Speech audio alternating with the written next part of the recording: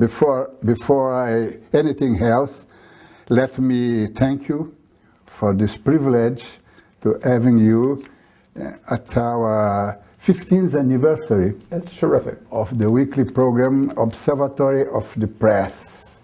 Those media matter to the people? Well, all my life, I'm a particular enthusiast about newspapers, and I grew up on them, and I deliver them, I read them. Half of the money that I started with when I was 21 came from delivering newspapers. I delivered 500,000 newspapers, and good newspapers. The Washington Post. Absolutely, the Washington Post and the Washington Times Herald. I had 4 paper routes actually, but it's the means by which you become informed about your society, and the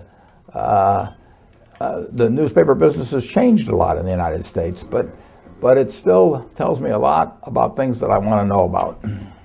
For a big newspaper, ought to be indispensable.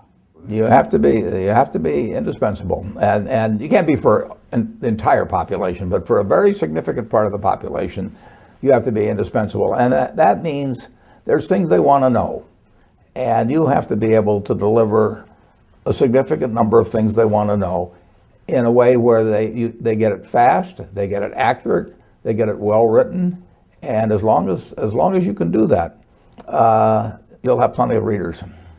Yes, but it's more or less easy to be effective in a community newspaper because people are focused in their subjects. It's easy, but in a big newspaper, in such a world like ours, how to be indispensable. I don't know how to do it if I'm in New York or Los Angeles. I mean, it's not a cohesive enough community.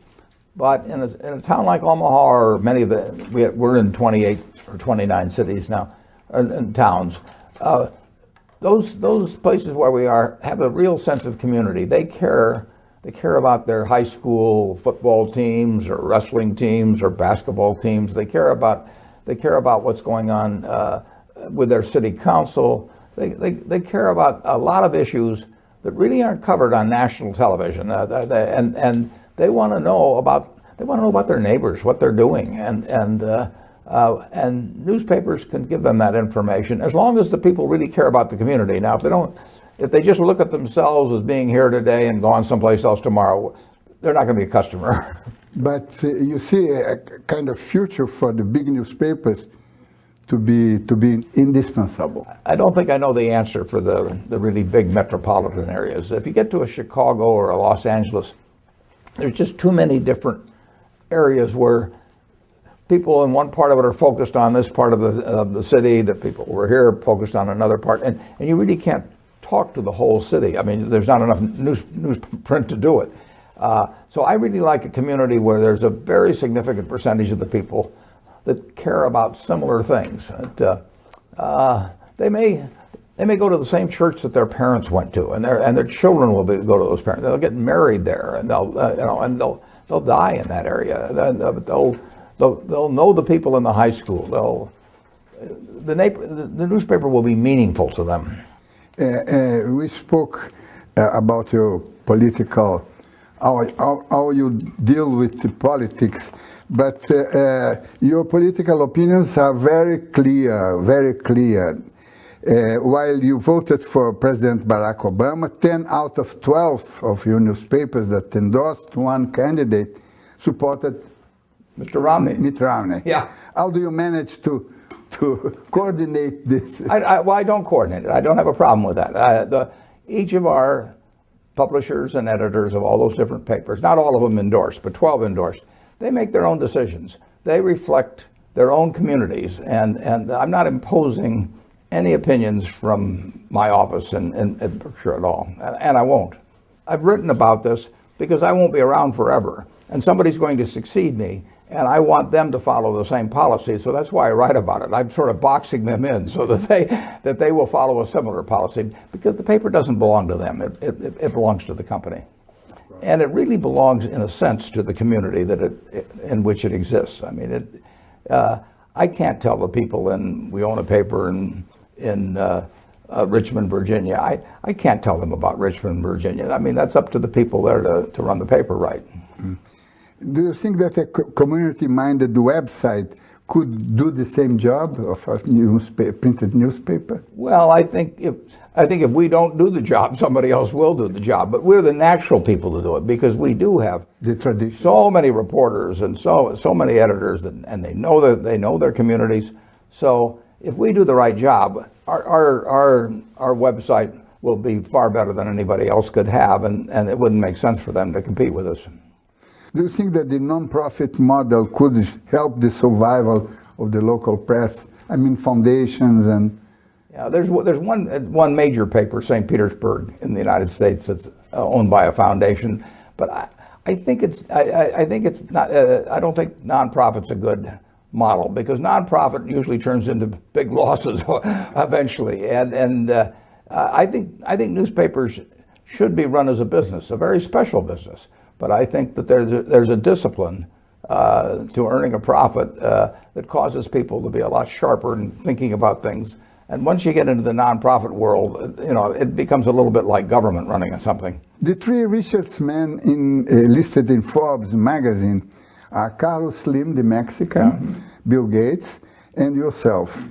All of you are somewhat involved with media or communications. Do you think it's a coincidence or a trend? Well, that's a good question. I think to some extent it's a coincidence because if you take the 15 or 20, they're not too many. Some of them are connected with media and others are not. Some have made it in terms of the very new social media. If you take a Mark Zuckerberg or somebody like that. In a recent interview, you mentioned that you'd be willing to wear a safari outfit and go searching for elephants. Was this a metaphor for a new investment strategy, big game? Well, it's not it's a metaphor, but it's a metaphor for a strategy that we've been following for quite a while. Not in media. And no, not in media, but we'll be buying smaller newspapers in media.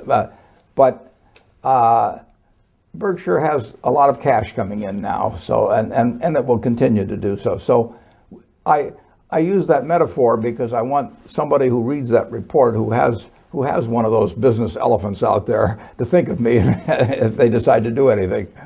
But do you think that the generation being raised on Facebook and Twitter could still be inclined to pursue a traditional journalistic career? There will be some. It won't be like it was 50 years ago, but there are, the journalism schools are still turning people out. There are people that want to be reporters, that want to work with a newspaper, and if a son or daughter of mine had an interest in becoming a reporter for a newspaper, I'd encourage them.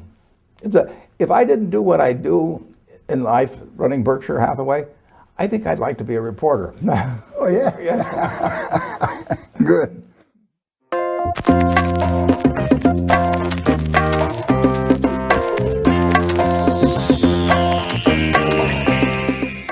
Lucas Mendes, nós estamos juntos nessa aventura aqui em Omaha, de entrevistar e ouvir o terceiro homem mais rico do mundo, que tem muita coisa a dizer, ao contrário, talvez, de outros bilionários, ele tem muita coisa a dizer, né? Qual foi a sua impressão desse? Então, muita coisa com um vigor mental e físico.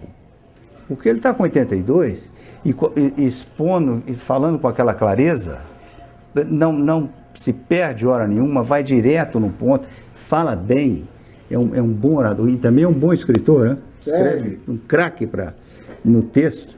E engraçado que ele ainda falou que o sonho dele, ele queria ser repórter, né? É muito. Mas essa saúde mental dele é impressionante. E engraçado que ele atribui isso muito à vida dele, ao sucesso dele. Duas coisas. A sorte, ele disse que ele teve a sorte de ter nascido homem na década de 30 e nos Estados Unidos. Três sortes incríveis. Agora, entre parênteses, a década de 30 nos Estados Unidos foi uma debacle da depressão, né? Mas ele já ele era muito novo, né? Não, ele deve ser de 31. Pois é, então ele não ele estava mas em 1945, quando ele já estava adolescente, já tinha saído daquela, já tinha saído daquela miséria. E era quando ele começou a entregar jornal, ele fazia aquelas, com 11 anos ele estava comprando ação, ele comprou 3 ações e entendia e sabia ler relatório de balanço de empresa. Uma memória prodigiosa. Para números, né? Para números e para coisa de investimento. Um dos gurus que ele cita é um professor da Colômbia, chamado Benjamin Graham, que escreveu Um Investidor Inteligente, da Intelligent Investor, que sabia o livro de cor do cara. E ele diz que a base foi aquilo. E o outro, que é uma história muito engraçada, foi um camarada chamado Dale Carnegie, que ele investiu $100. Como fazer amigos. E influenciar pessoas. Que muita gente achava que coisa mais jeca. Ele disse que foi os $100 mais bem investidos. Ele deu $100 para fazer o curso. E ele disse que aprendeu muita coisa. Era uma das coisas mais idiotas. Mas não era? O livro vendia no Brasil também horrores. Porque também saiu logo depois dos Estados Unidos.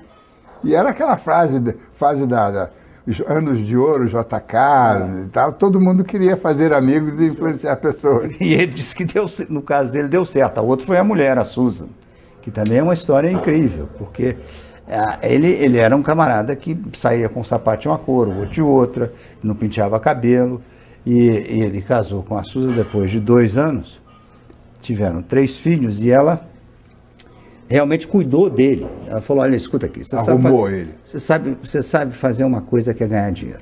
Então, você vai ganhar dinheiro. Eu sacrifico a minha carreira, a minha missão, eu vou cuidar da sua casa, dos seus filhos. E quando ele ganhou muito dinheiro, ela falou, agora eu vou embora. E está ótimo, eu gosto muito de você, eu te amo, você é o homem da minha vida, mas eu vou para a Califórnia ser cantora. Olha aqui isso. Ela gostava muito de jazz. Ela foi para lá, mas antes de sair ela falou, você não sabe, você sai de casa sem pentear cabelo. Ela ligou para uma grande amiga dela, que ele conhecia, chamada Astrid. Uma governanta. Uma recepcionista de um restaurante francês. Então, ela falou, Astrid, você vai lá, faz uma sopa para o Warren, vê se ele está penteado. E eles ficaram amigos o resto da vida. Ele foi arrasado quando ela teve um câncer de boca, morreu em 2004. E porque eles continuaram sendo grandes amigos e mandavam cartão de Natal juntos, os 3. Agora, Lucas, nós conhecemos aqui Omaha, né? Quer dizer, é uma cidade deserta. Agora, é uma cidade com, digamos, com uma história muito boa e ela gera, justamente por causa daquele silêncio, daquela vastidão, ela gera, digamos, pessoas interessadas, preocupadas. Eu não sei como é que vocês... Isso é o coração da América, né? Isso aqui é o centro. A coisa veio daqui. Veio daqui. Agora, como é que é a história dele? Tem aí tantos livros sobre ele, né? Mas ele é um homem de Omaha, não é? Que teve a sorte de ter um pai que foi eleito deputado. 4 vezes. 4 vezes. Um republicano... super conservador. Que ele próprio diz, muito republicano, que levou ele para Washington, quer dizer, abriu, né? Abriu a cabeça e ele começou a entregar jornal Washington Post. Exatamente, e ganhou uma nota suficiente para pagar lá os seus estudos.